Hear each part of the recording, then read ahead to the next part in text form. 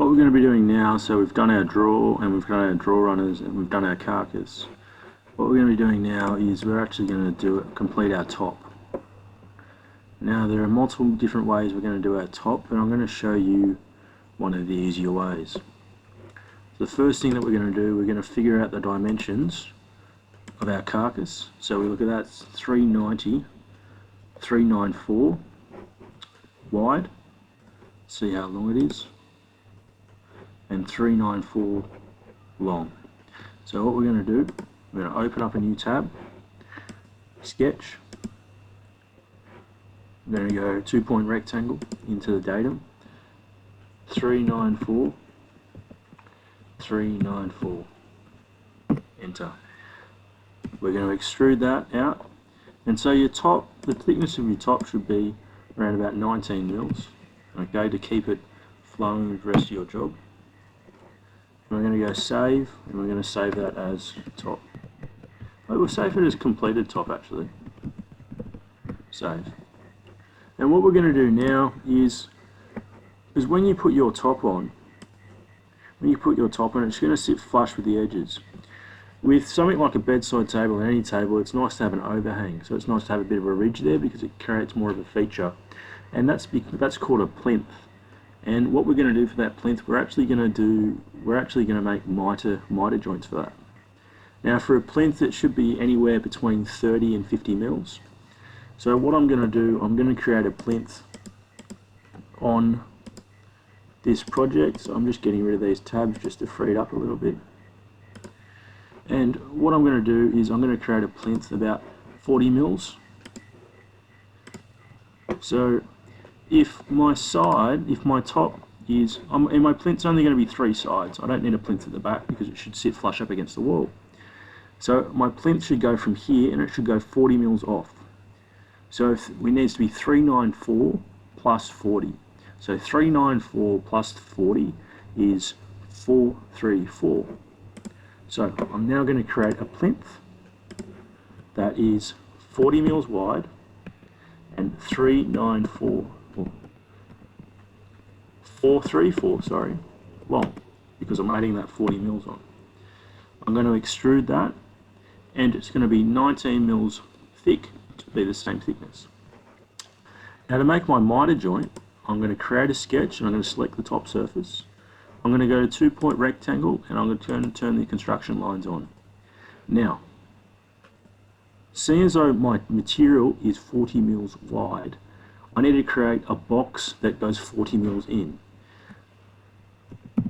It needs to be an even equilateral, or it needs to be an even square, so all sides are equal. So say if your piece of timber is 50 wide, it's going to be 50 by 50. Seeing as though this is 40, it's going to be 40 by 40, and I'm going to go enter. I'm going to go back to my sketch palette and turn those construction lines off. And I'm going to go line tool, and I'm going to go to this corner here, down to this corner here, 45, and I'm going to go finish sketch. I select this area, I go extrude, and I go -19 because I'm taking away that material. And I've got my miter joint right there. I'm going to save this as plinth long side. And I go enter. I'm going to go back to my completed top. I'm going to go show panel so I can actually see where my sketches are. It's right here. I'm going to insert into final design.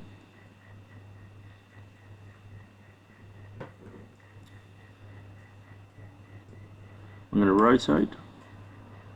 So I want to put it here. I'm going to move it over to the direction where I'd like to put it so it's easier for my orbit. I'm going to select the back, hold shift, select this back, and I go join, enter.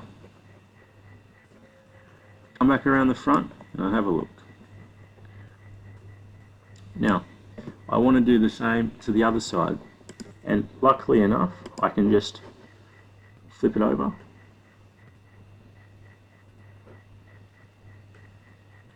So rotate around, and what I'm going to do now is I'm going to flip it over, like so. Pull it over like this, enter, get my orbit tool, pan, escape, click on this edge and this edge, join, fits perfectly. Now, if you're unsure what the front's going to be, so the front should be 394 plus 40 plus 40, but what we could also do is we go inspect, and I click on this corner, and I click on this corner. I'm making sure that we're clicking on the correct features. Okay, and that's 474. Now create sketch. I'm going to go 2-point rectangle, 474, tab, 40 mils wide, enter. I'm going to finish my sketch. I'm going to extrude my drawing up 19 mils like I did before. I'm going to go create sketch, and just like I did before for my miter, I'll turn the construction lines on, and I'm going to make a 40 by 40 mil box. We go enter. I'm going to click on the line tool, sketch palette, turn the construction lines off, do my line across here. I'm going to roll that. I'm going to go to this edge, turn my construction lines back on, and I'll do 40 by 40, enter, turn my construction lines off, check on the line tool, going to go across like so. Double check that both your miters are going the same way. Finish sketch. Click here and click here. We're going to extrude those 2 points by -19 because we're getting rid of them. And we go enter. I'm going to save this as plinth front. Save.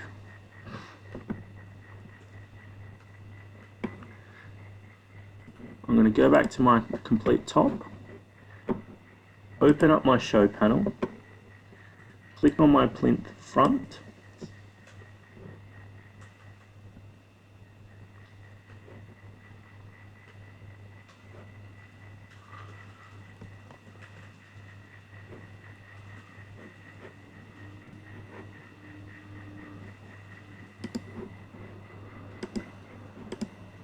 takes a little bit of time sometimes for it to come up. Go enter. Now I'm just going to use my orbit tool so I can see it properly. Click on this edge, hold shift, click on this edge, join, fits perfectly. What I want to do now though is, I don't really like the shape of that edge, so what I'm going to do, I'm going to use something called the fillet tool. Now if I click on this fillet tool and I click on all of my exterior edges,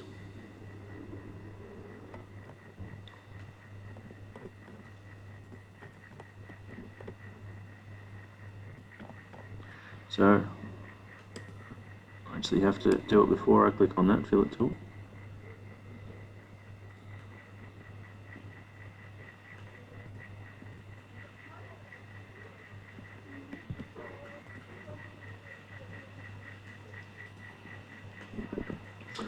Doesn't really seem to be working that way. So what I've got to do, I'll do it this way, whereby I click here,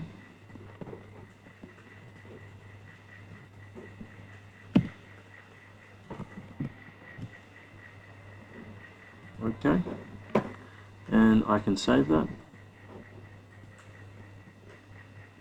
And what I can do is I can just do get the latest,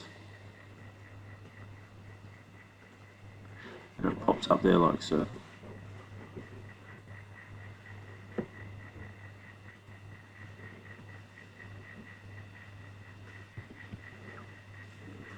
So I can do the same for my two sides as well, but I'm not going to.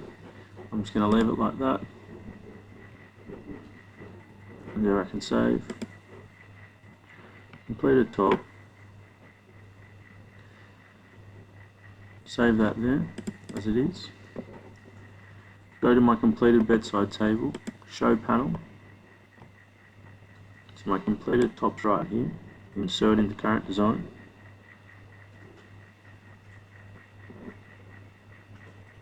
I'm going to drift this up the top. Enter. If I can't see it, that's fine.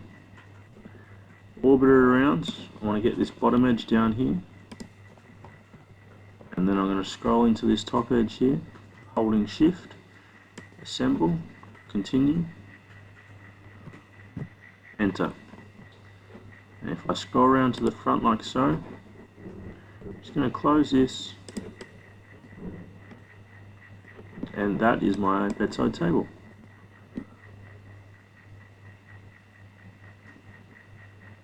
So basically what this is here, that means I've changed a version. So when I change this and put the fillet tool on and I save it, because I brought it into a component on this, I get this little hazard icon here. And if we click that, it refreshes the page to whatever I did with my other component.